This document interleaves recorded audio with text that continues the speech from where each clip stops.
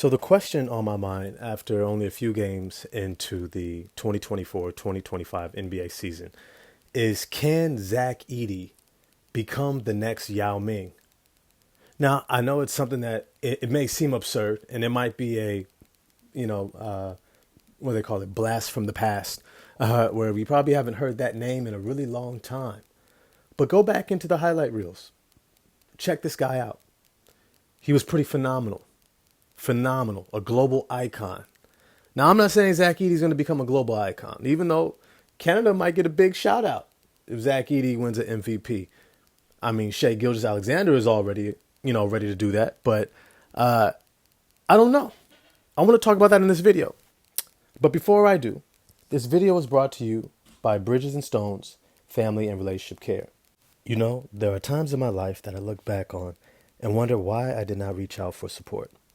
I recognized how much I normalized struggling on my own in silence when I didn't have to.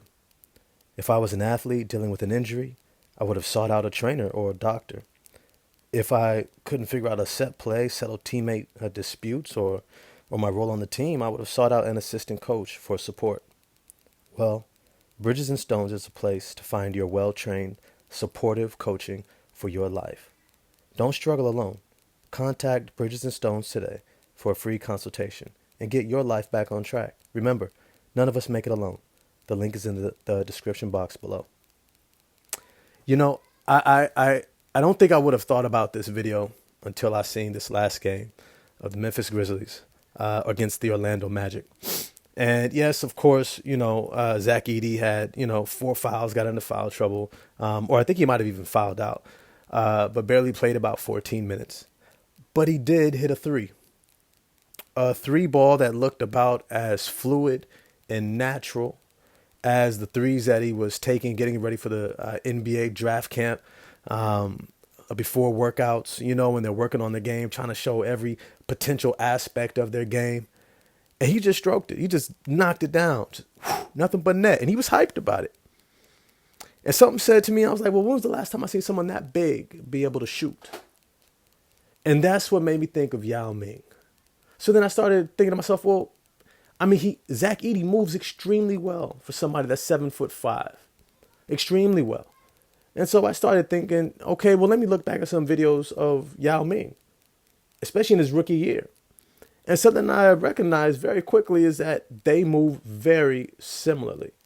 If anything, I might say that Zach Edey might be a little bit more athletic, but both of them had extremely, extremely good touch, great fundamental footwork, an understanding of post positioning, the ability to read the defense and make the appropriate play and pass. Both very unselfish, but also both very confident in their abilities. And at their size, well, they just simply dwarfed absolutely everybody. But then something, I think initially, because I remember that Yao Ming won Rookie of the Year, I said to myself, well, was he just like outright dominant and just like bowling over everybody? And when I looked at his season statistics, he was not. He had some games where I don't even think he scored. Actually, the first, I want to say 10 games or so, he came in off the bench. And then when he got in games, there was a whole bunch of single-digit scoring games. And, of course, he had some games where he was absolutely fantastic. So I started thinking to myself, well, let me think about what was making Yao Ming successful. Well, let's just draw some lines of parallel between those Houston Rockets and this Memphis Grizzlies team. First of all, and it's going to be kind of funny, he had some hood point guards. He had some hood street point guards who, we loved them. Steve Francis and John Morant got a lot of similarities. A lot. Two very explosive point guards who, is for the streets a little bit, but gave their big men, each of them, a whole lot of swagger. Gave them each a whole lot of sense of confidence when somebody of that talent, an all-star level player, is able to tell you, hey, man, you're going to be big time in this league. Just run with me. I got you. There's something about that.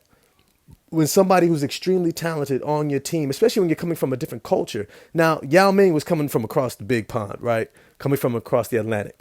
Whereas Zach Edey played at Purdue, has been playing in the USA for a little bit, but it's still, you in Memphis, bro. Like you don't really look like everybody else. 7'5", Asian Canadian. Like there ain't a lot of them in Memphis. But if you got Ja Morant in your corner, now that's saying something. That's saying something. So definitely you got the parallel of swag. You definitely got the parallel of a very similar body type, very similar level of uncanny mobility for somebody of that size, touch around the basket, and game style. But then let's not leave out the cat, Cuttino Mobley, lights out shooter. Well, I believe there's another lights out shooter in Memphis by the name of Desmond Bane. And so you begin to see that there's a lot of parallels that say, hey, this could be a thing. This could be a thing. Now, I would say that something that Houston didn't have is such a versatile shutdown forward, such as Jaren Jackson Jr., Triple J. His ability to defend 3, 4, 5 positions at a time, be a weak side shot blocker and an extremely disruptive player, while at the same time needing a Zach Edey to have his back, to be behind him right there. It's a weird pairing that just matches extremely right, just perfect. Where Zach Edey covers Jaren Jackson Jr. as much as Jaren Jackson Jr. is covering Zach Edey. Look, I know he's getting into foul trouble, fouling out, right? Not able to play a lot of minutes, but trust and believe he's learning. When you come into the NBA with already a high basketball IQ and you have dominated consistently for consecutive seasons leading into the NBA, you are not bereft of confidence. You are not lacking in the ability, in the skill and physical capacity. Generally, you just have to land in a good situation. And I might say Zach Edey might have landed in the perfect situation. He has the perimeter play. He has the supportive Swiss Army knife forward. He's got a team that needs him and wants him to be great, not just a role player, to be great. Now, the video I was watching on him initially, you had a commentator who was, saying he could be the next Ivica Zubac. But I'm going to be honest with you. I think he's going to be better.